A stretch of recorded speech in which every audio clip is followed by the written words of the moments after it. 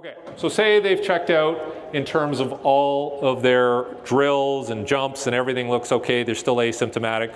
Then we start talking about acceleration. So what we're going to do here, just because we have the technology, is we're going to have the VALD guys set them up, and I'm just going to let them set it up, and you can see what the workflow is in terms of time to set up and when we get running here. I wanted that to be part of this. And as they're setting them up, I just want to give you sort of some guidelines that we're doing here. We're doing a 1 meter offset because it's a break beam condition, so they're going to break the beam rather than being in the beam and signaling it as they leave. So we have a 1 meter offset, so they're not going to trigger it prematurely if they're swinging their arms or they fall a certain way. We're going to have 10 yards, 15-yard decel. So we're not emphasizing deceleration on this. We want them to take their time. If they have to walk out, set up at the next set of beams, then they're going to come this way, do the shuttle method, 10 by 10, nice and easy. What's the goal here? Competence, consistency. If they can hit a certain time and they're still asymptomatic, they may say something like, oh, I feel a little pull on the hamstring, little tug. Tug is a better word. Pull, not so good, but tug. You want to feel that because it's working it, it's stretching it to a point where it's still safe and appropriate and comfortable, but we want to know that it's working that area. Okay, so they may do a set back and forth, and you never want them to start going faster within the set. So I want to see, we have two healthy people here. I want to see how well you do with just a very moderate acceleration, turn around, and let's do 6. We're not going to do all 10. So there, back, there, back, there, back. So run from this cone to that cone and just decelerate, walk out, set up on the other side. Take your time. This isn't a race.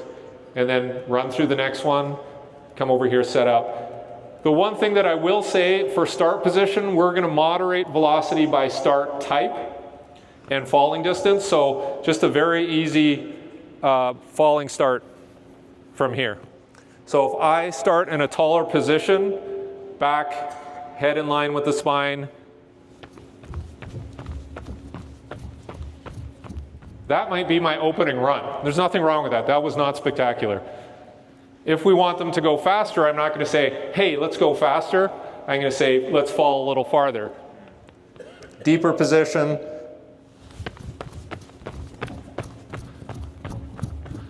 So just by nature of my start position and how I sort of get off the line, I can induce a faster performance.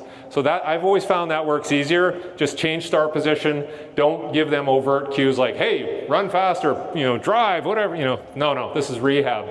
So let's keep it very organic. If you have the ability to track their velocity or their time, their running time, then it just makes everything a little more measurable and consistent. Whereas I've always run into trouble when the athlete kind of takes over and says, oh, I'm feeling good.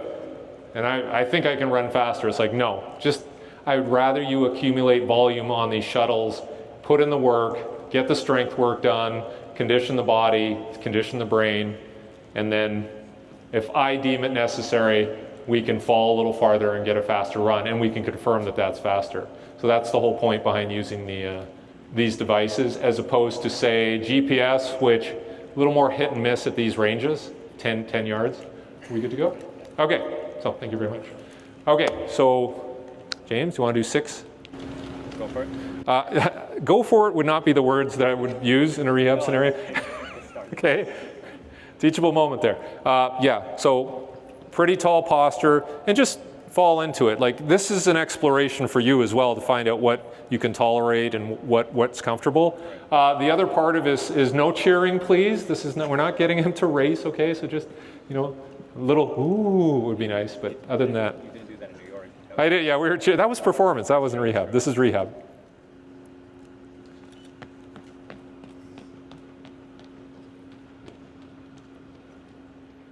So a lot of the time, these will display the time. Do we want to show the time to the athlete when they're rehabbing? Probably not. That's not good. Like, oh, I can go faster. Like that's what it's going to elicit. So in the case of performance, yeah, I want to go faster. In this case, he has a time. He can tell me what it is. 2:47. Oh, it's 247. Just don't go too much faster, okay? But it's 2, so we know, okay? So let's see if you can reproduce that same intensity.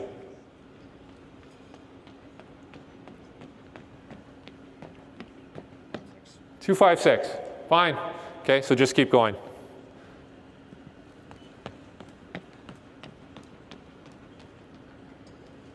244. 244.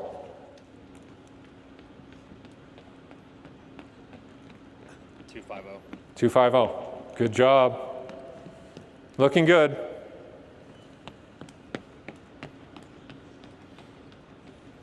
252. 252. Where we want to be.